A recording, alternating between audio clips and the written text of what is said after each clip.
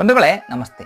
ನಾವೆಲ್ಲ ಏನ್ ಅನ್ಕೊಂಡಿರ್ತೀವಿ ಅಂದ್ರೆ ಯಾವ್ದಾದ್ರು ಬೈಕ್ ರೈಡ್ ಹೋಗ್ಬೇಕು ಅಥವಾ ಬೈಕಲ್ಲಿ ತುಂಬಾ ದೂರ ಜರ್ನಿ ಮಾಡ್ಬೇಕು ಅಂದ್ರೆ ತುಂಬಾ ಕಾಸ್ಟ್ಲಿ ಗಾಡಿಗಳು ಬೇಕು, ಅಥವಾ 5 ಲಕ್ಷ 10 ಲಕ್ಷ ಅಂತ ಗಾಡಿಗಳಲ್ಲಿ ಹೋದ್ರೆ ಮಾತ್ರ ಬೈಕ್ ರೈಡ್ ಹೋಗ್ತಿದ್ದಾರೆ ಅಂತ ಅನ್ಕೊಂಡಿರ್ತೀವಿ. ನನ್ನ ಸೇರಿದಂತೆ ಎಲ್ಲರೂ ಸಹಿತ ಅದೇ ಅನ್ಕೊಂಡಿರ್ತೀವಿ, ದೊಡ್ಡ ದೊಡ್ಡ ಗಾಡಿಗಳನ್ನ ರೈಡಿಗೆ ತಗೊಂಡೋಗ್ಬೇಕು ಅಂತ. ಆದ್ರೆ ಕರ್ನಾಟಕದ ಉಡುಪಿಯ ಈ ತಂದೆ ಮಗ ಮಾತ್ರ ತಮ್ಮ ಬಳಿ ಇರ್ತಕ್ಕಂಥ ಈ ಹೀರೋ ಸ್ಪ್ಲೆಂಡರ್ ನಲ್ಲೇ ಇಡೀ ಭಾರತದಾದ್ಯಂತ ಸಂಚರಿಸ್ತಾರೆ. ಸತತವಾಗಿ 10 ವರ್ಷಗಳಿಂದ ಭಾರತದಲ್ಲಿರ್ತಕ್ಕಂಥ ಎಲ್ಲಾ ರಾಜ್ಯಗಳಿಗೂ ಭೇಟಿಯನ್ನು ನೀಡ್ತಾರೆ. ಅದರಲ್ಲೂ ಮೊನ್ನೆ ನಡೆದಂತ ಮಹಾಕುಂಭಮೇಳಕ್ಕೆ ಇದೇ ಬೈಕ್ ನಲ್ಲಿ ಹೋಗ್ಬರ್ತಾರೆ. ಅದರಲ್ಲೂ 2024ರಲ್ಲಿ ಭಾರತದ ಅತಿ ಎತ್ತರದ ರ್ಯಾಲಿ ಲೇ ಆಫ್ ಲಡಾಖ್ ಮತ್ತು ಕಾರ್ಗಿಲ್ಗೂ ಸಹಿತ ಇದೇ ಗಾಡಿಯಲ್ಲಿ ಹೋಗಿ ಬರ್ತಾರೆ.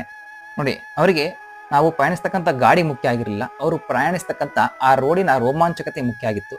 ಹಾಗಾಗಿ ಅವರು ಗಾಡಿಯ ಬಗ್ಗೆ ಚಿಂತೆ ಮಾಡದೆ ಎಲ್ಲಾ ಕಡೆ ಈ ಗಾಡಿಯಲ್ಲೇ ಸಂಚರಿಸಿ ಬರ್ತಾರೆ. ಇವರು ಈ 25 ವರ್ಷದ ಹಳೆಯ ಗಾಡಿಯಲ್ಲಿ ಹಿಮಾಲಯದ ಕಣಿವೆಗಳನ್ನ ಹಚ್ಚಿದಂತ ಈ ಪರಿ ಸೋಷಿಯಲ್ ಮೀಡಿಯಾದಲ್ಲಿ ತುಂಬಾನೇ ವೈರಲ್ ಆಗುತ್ತೆ.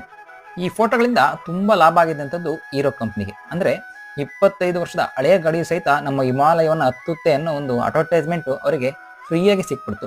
ಹಾಗಾಗಿ ಈ ತಂದೆ ಮಗನ ಪರಿಶ್ರಮವನ್ನ ಗುರುತಿಸಿದಂತ ಹೀರೋ ಕಂಪನಿಯವರು ತಮ್ಮ ಹೀರೋ ಕಂಪನಿಯ ಸಂಸ್ಥಾಪಕರಾದಂತ ಡಾಕ್ಟರ್ ಬ್ರಿಜ್ ಮೋಹನ್ ಲಾಲ್ ಮುಂಜಾಲ್ ಅವರ 101ನೇ ವರ್ಷದ ಹುಟ್ಟುಹಬ್ಬದ ಸಂಭ್ರಮಾಚರಣೆಯ ಪ್ರಯುಕ್ತ ವಿಶ್ವದಾದ್ಯಂತ ಕೆಲವು ಆಯ್ದ ವ್ಯಕ್ತಿಗಳಿಗೆ ಈ ಹೀರೋ ಕಾಂಟಿನೆಂಟಲ್ ಸೀರೀಸ್ ನ ಈ 10 ಲಕ್ಷದ ಬೈಕ್ ಅನ್ನ ಕೊಡುಗೆಯಾಗಿ ನೀಡಿದ್ದಾರೆ. ಅದರಲ್ಲಿ ನಮ್ಮ ಕರ್ನಾಟಕದ ಈ ಉಡುಪಿಯ ತಂದೆ ಮಗನೂ ಸಹಿತ ಹೌದು. ಆ ತಂದೆ ಮಗ ಹಳೆಯ ಬೈಕ್ ನಲ್ಲಿ ಪಟ್ಟಂತ ಪರಿಶ್ರಮಕ್ಕೆ ಹೀರೋ ಕಂಪನಿ ಅವರನ್ನು ಗುರುತಿಸಿ ಒಂದು ಗೌರವವನ್ನ ನೀಡಿದೆ.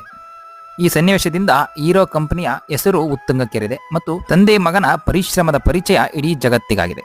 ಇದರಿಂದ ಕಟ್ಟ ಕಡೆದಾಗಿ ಉಳಿತಕ್ಕಂಥ ಪ್ರಶ್ನೆ ಏನಂದ್ರೆ, ನನ್ನ ಹತ್ರನೂ ಇರೋ ಹಳೆಯ ಕವಾಸಕಿ ಬಾಕ್ಸರ್ ಗಾಡಿನ ತಗೊಂಡು ಈ ರೀತಿ ತಿರುಗಾಡಿದ್ರೆ ಮುಂದೊಂದು ದಿನ ಕವಾಸಕಿ ಅವರು ನಿಂಜಾ ಗಾಡಿಯನ್ನ ಗಿಫ್ಟ್ ಆಗಿ ಕೊಟ್ಟರು ಕೊಡ್ಬೋದು ಅಂತೇಳಿ. ಧನ್ಯವಾದಗಳು. ಯಾರು ಸೀರಿಯಸ್ ಆಗಿ ಅನ್ಕೋಬೇಡಿ.